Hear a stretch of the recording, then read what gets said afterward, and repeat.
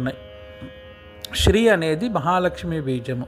అమ్మవారు ఆ మంత్రంలో ఉంటుంది. జపం చేయడం వల్ల ఏంటంటే ఎన్నిసార్లు జపం చేస్తే అంత శీఘ్రంగా అమ్మవారి యొక్క కృప కలగడంతో పాటు తపస్సు వల్ల పాప నివారణ జరుగుతుంది. ఎంత ఎక్కువ జపం చేస్తే అంత దోష నివారణ, పాప నివారణ జరుగుతుంది. అలాగే అటువంటి ఎంత తపస్సు చేసినా క్రోధం వస్తే ఆ తపస్సు నశిస్తూ ఉంటుంది. ఎందుకంటే అపశబ్దాలు నోటి నుండి రావడమో, మనస్సులో రావడమో, బుద్ధిలో రావడమో జరుగుతాయి. అందుకే క్రోధేన నాశయే తపస్య అని అంటారనమాట.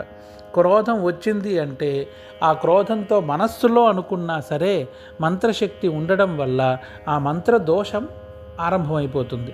అందుకని క్రోధం రాకూడదు, శాంతియుతంగా ఉండాలి అని.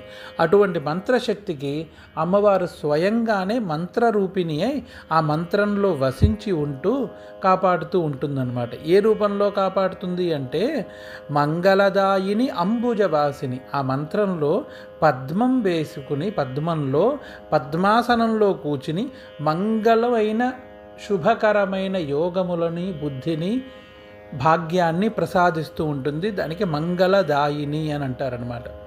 అటువంటి అమ్మవారు అంబుజవాసిని అంటే కమలంలో వసించే అమ్మవారు. పద్మంలో పద్మాసనం వేసుకుని మంత్రం మీద కూర్చుని ఉంటుందన్నమాట అమ్మవారు. అటువంటి అమ్మవారు దేవగణాశ్రిత పాదయుతే, దేవతలచే, ఇంద్రుడిచే, అందరి దేవతలచే, వాళ్ళ గణముల చేత కూడా, గణములు అంటే యక్ష, కిన్నర, కింపురుష, గరుడ, గంధర్వ, భూతాది గణాలు ఏవైతే ఉన్నాయో దేవతాలోకాలలో వీరి అందరి చేత ఆశ్రయింపబడ్డ, పూజింపబడ్డ, పాదములు కలిగిన అమ్మవారైన మహాలక్ష్మి అమ్మవారు, ధాన్యలక్ష్మి అమ్మవారిని జయ జయ హే మధుసూదన కామిని, జయ జయ హే, నేను ఆవిడ్ని ప్రార్థిస్తున్నాను, పూజిస్తున్నాను. మధుసూదన కామిని, విష్ణువు యొక్క భార్య అయిన, మధుసూదనుడి యొక్క భార్య అయిన ధాన్యలక్ష్మీదేవి సదా పాలయమాం, సదా ఎల్లవేళలు నన్ను రక్షించు తల్లి అని ప్రార్థిస్తున్నాడు అనమాట. అందుకని ధాన్యలక్ష్మి అనే దానికి భోజనము, ఔషధీలు, ఇవి రెండు ధాన్యలక్ష్మి అమ్మవారి యొక్క అనుగ్రహం చేత వస్తాయి.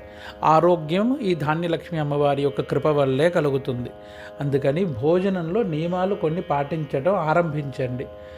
తొందరపడి ఎక్కడ పడితే అక్కడ తినేయకూడదు. ఎంగిలి భోజనం ఎప్పుడూ చేయకూడదు. అనుష్ఠానంలో ఉన్న, లేదంటే ఏదైనా పూజ ఇత్యాది కార్యక్రమంలో ఉన్న తొందరపడి ఏది తినేసి పూజ చేయడం ఇలాంటి అలవాట్లు చేసుకోకూడదు. ఒకవేళ ఆరోగ్య పరిస్థితుల వల్ల తినవలసి వచ్చినా తిన్న తర్వాత 3 సార్లు నోరు పొక్కిలించి ఉమ్మేసి ఆచమనం చేసి తదనంతరమే పూజ ఆరంభం.